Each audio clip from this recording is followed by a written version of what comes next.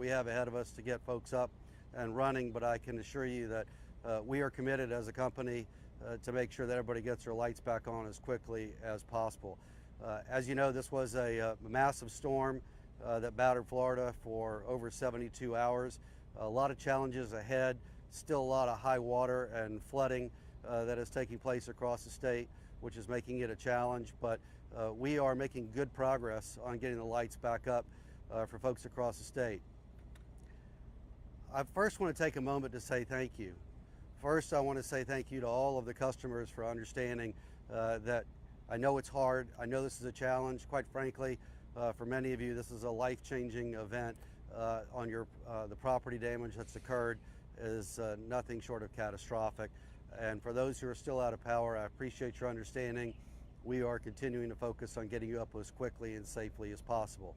I also want to take a moment to say thank you for the tens of thousands of first responders and men and women who have come from all over the country to help all of us in Florida, including the men and women of power companies and linemen, like those who are standing behind me, who have left their families to come from across the country to help get the power back up.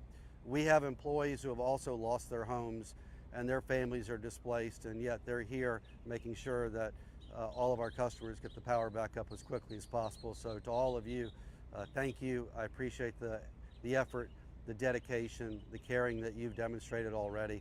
And for the days ahead, I know it's going to be tough, but I appreciate everything you're doing. Restoration is going well. We have a long way to go, but I am pleased to tell you that as of this morning, we have been able to restore 2/3 of all of our customers. 1.4 million FPL customers have their lights back on this morning. That's no consolation to the 700,000 that still have their power out. And I do want you to know that we will work 24 hours a day until the lights are back on for those remaining customers. Now, frankly, there are customers who will not be able to take power once we have it back up on in your neighborhoods. The level of destruction that I've seen in some of these neighborhoods is such that the buildings simply will not be able to be safely restored. But for most of you, you will have your power back on here in the days ahead. For those who take longer, we will be here to also help as much as we can on the rebuild process. Specifically, I'm going to go through some details on counties and where we stand in just a moment. But again, I want to give you a little bit of background. The good news is that the power generation, the power plants where the electricity is produced, and the transmission system, which is the interstate highway of electricity, if you will, fared very well through the storm.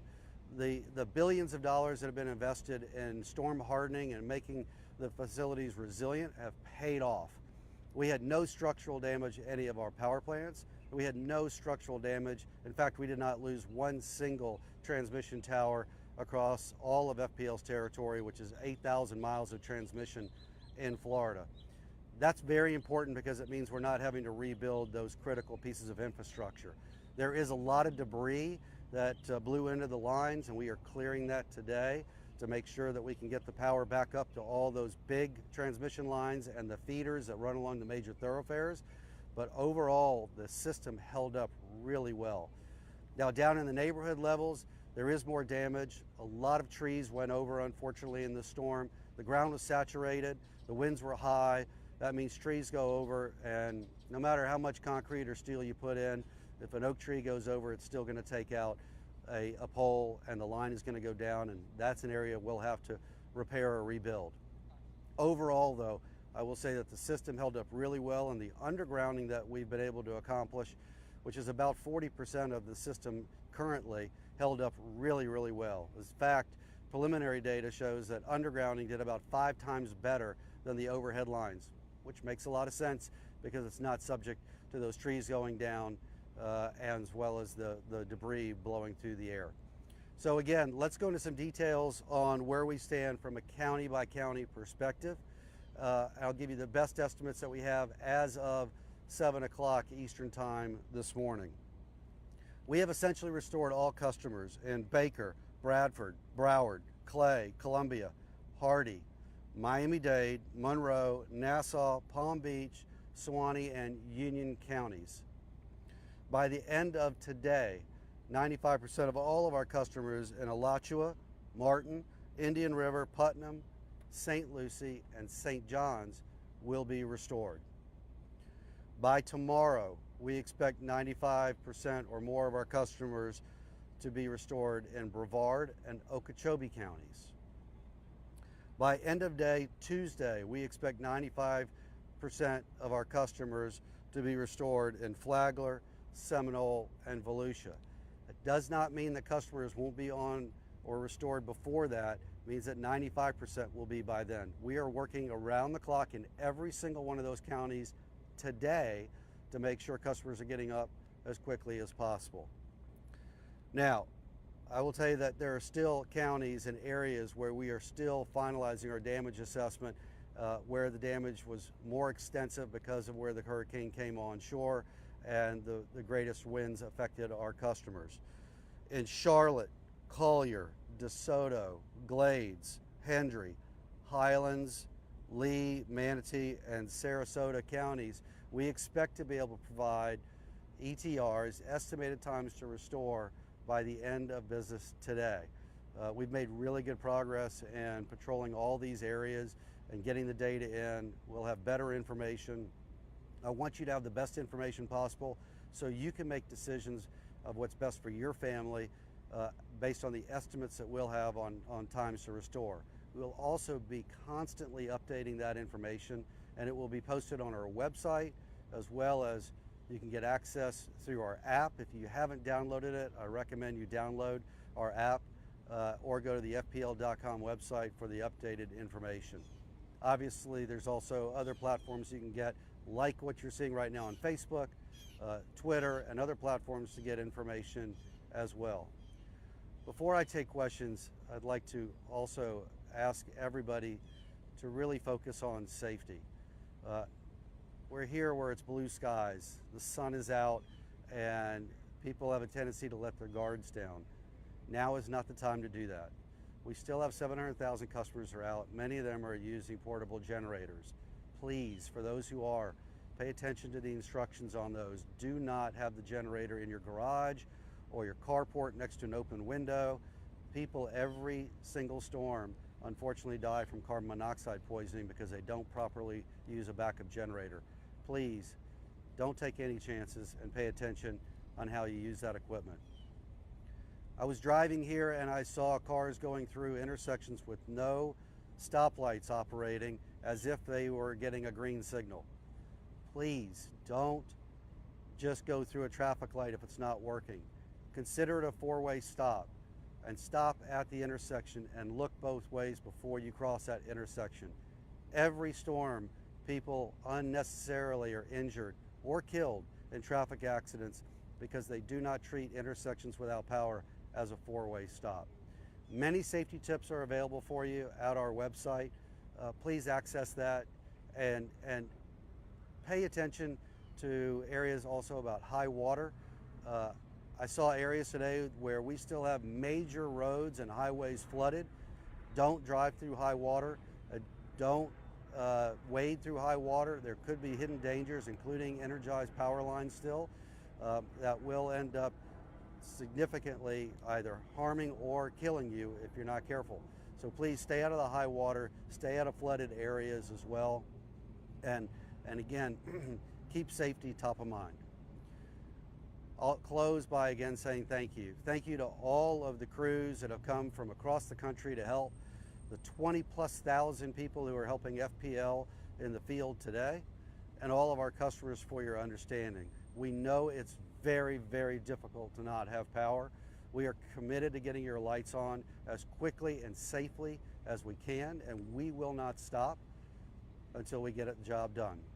Thank you very much, and now I'll open it up for any questions.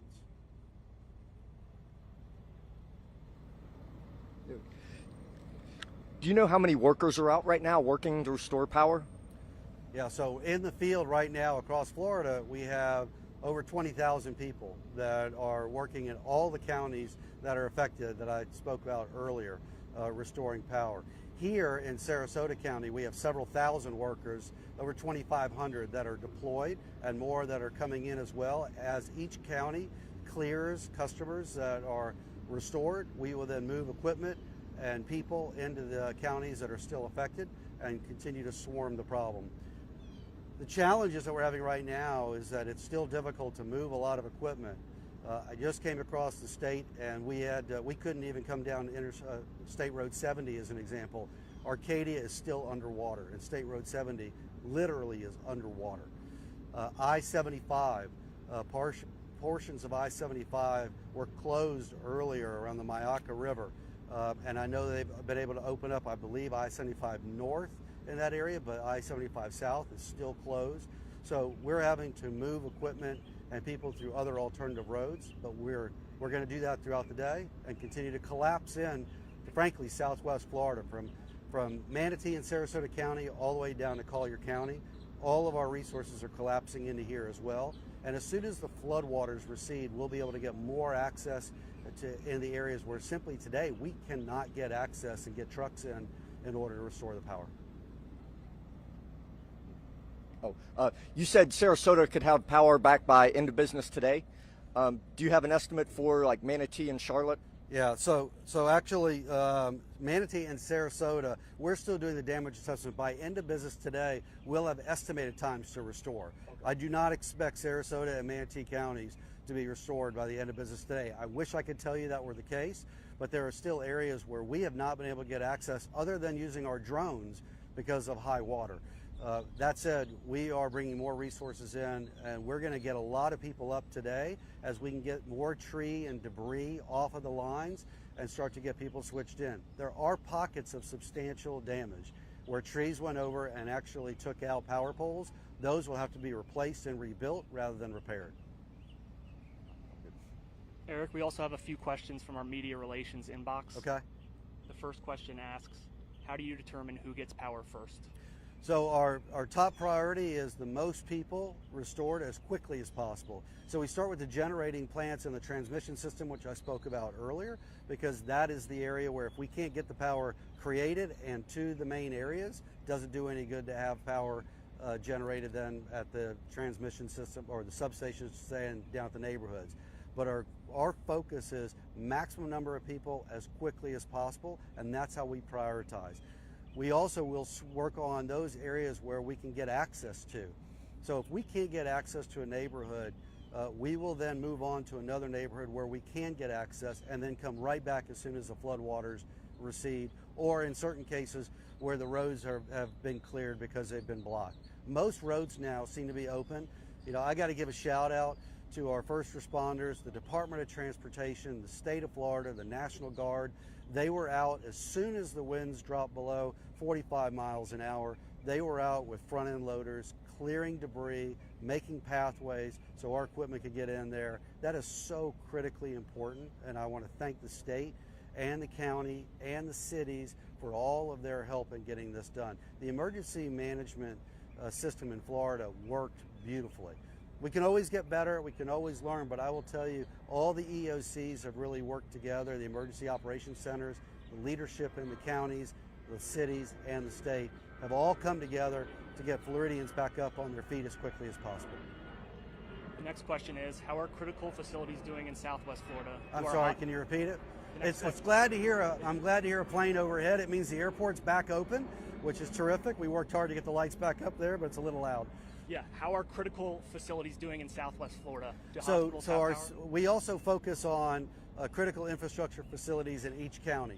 Before storm season comes upon us, which begins in June, we work with each county to identify critical infrastructure that is a top priority for restoration.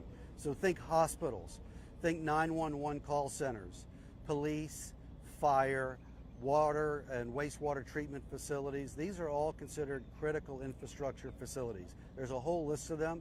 That's our top priority as we start to restore power. I'm pleased to say that every hospital in Southwest Florida is now back up and running from a power perspective.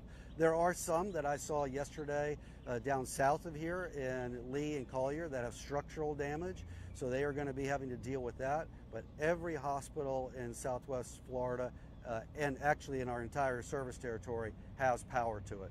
And we are going right down the list and working with county officials to make sure wastewater treatment plants that can operate have power as well. And the airports, as you heard a jet go over, that's another critical infrastructure facility they are opening up and they have power as well.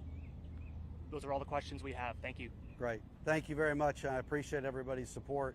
We'll stay on this until all the lights are back on. And again, please stay safe and really keep safety top of mind, not for just yourself, but all those around you. Thank you.